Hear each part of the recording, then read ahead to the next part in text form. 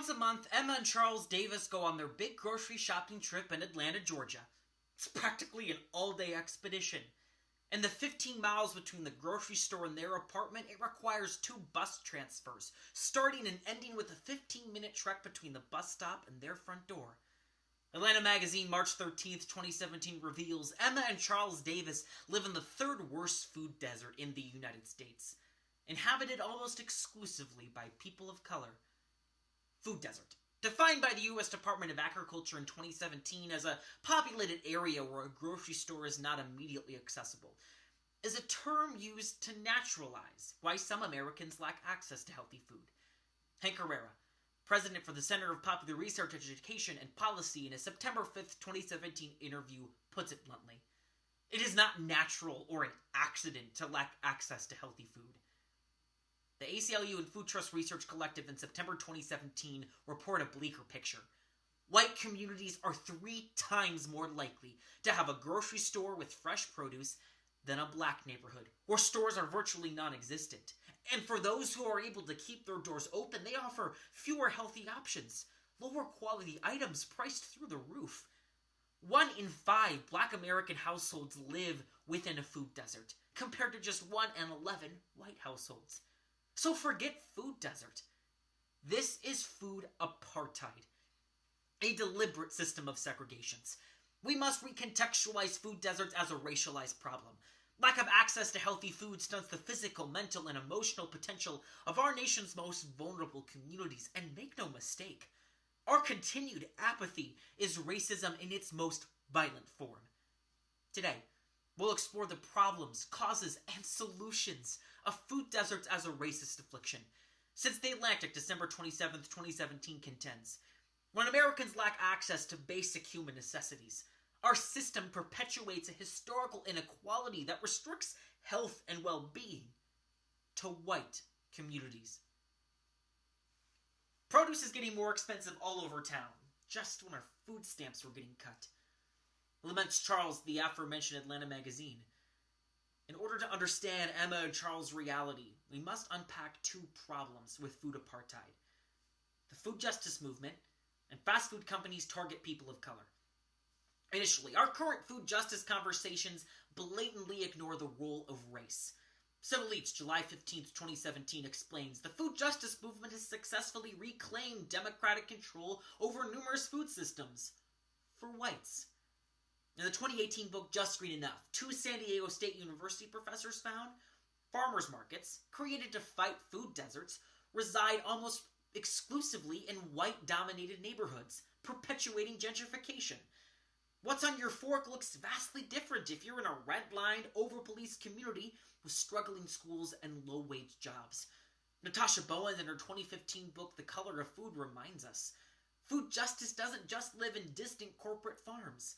The food justice movement and movements like Black Lives Matter are fighting the same beast.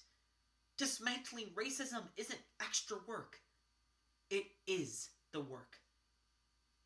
Second, fast food companies target people of color. The Washington Post, August 10th, 2014, found fast food companies are 60% more likely to market to children in black neighborhoods than they are in white neighborhoods. And our tax dollars encourage it. The 2017 book Supersize Urban America exposes the growth of fast food outlets in minority communities was subsidized through Small Business Administration grants. The result? An International Journal of Environmental Research and Public Health article describes food swamps, or populated areas where no grocery store with fresh produce is to be found, but is instead crammed with unhealthy food options, like corner stores and fast food restaurants. Food companies are intentionally exploiting the most vulnerable to turn a profit. The Atlanta Black Star, October 30th, 2017, describes, in Atlanta, thousands of people of color don't have access to fresh produce, and they're becoming sick, even dying as a result. There are 2 causes for this food-based oppression: the privilege of healthy food and modern segregation. Initially, eating healthy is for the white and affluent, while people of color are left fighting for the scraps. The Washington Post, July 3rd, 2017, describes race and class are the 2 most significant predictors for one's ability to afford fresh produce. Understandably, Healthy eating choices will always come second to the empty pang of hunger. And on a per-calorie basis, junk food is up to 10 times cheaper, meaning that a minority diet is disproportionately more likely to contain processed sugar, fat, and sodium. A 2017 Johns Hopkins University report found diet-related illnesses are among the top 5 killers for people of color in the United States. Racial oppression dissolves the spirit. Food apartheid crumples colored bodies from the inside.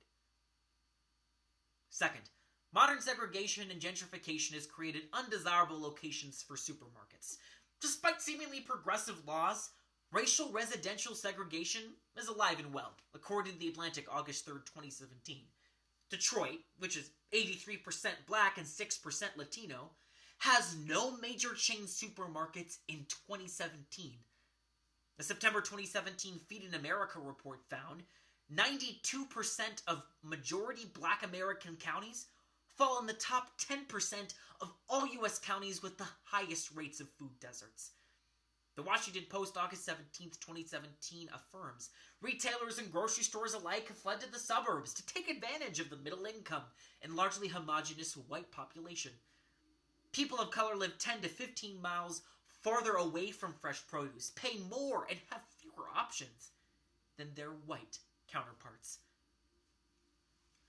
Dominique Mares told local KOAA News November 1st, 2017, "In the food desert just south of Colorado Springs I live in, I see people of color struggle to survive day by day because they don't have the money to afford fresh produce from a grocery store 15 miles away." Mares' reality begs 3 deeply personal and accessible solutions. Initially, farmers markets must accept food stamps. By 2016, the USDA established SNAP-only point-of-sale systems, which allow farmers markets to accept food stamps, so people of color can use their food stamp benefits to purchase locally sourced fresh produce. Dr. Bragg Ebel, NYU School of Medicine professor, in a September 23, 2017 interview heralds, it has revolutionized POC community control over fresh produce and access to it. This packet contains information to contact your local farmers market director, in addition to grants to alleviate funding. Second, require convenience stores to stock fresh produce. Virtually every food desert contains a corner store. Thus, when 94% of residents stated they would purchase fresh produce if it was available at local corner stores, the city of Minneapolis instituted the Corner Store Health Initiative, which requires convenience stores to stock a certain amount of fresh produce. Because of its incredible results, I have a script you can use when calling your local representative to help the people of color who are hurting in your neighborhoods, bypassing slow federal bureaucracy. This packet also contains information on tips for lobbying for this initiative, in addition to how to gain volunteers.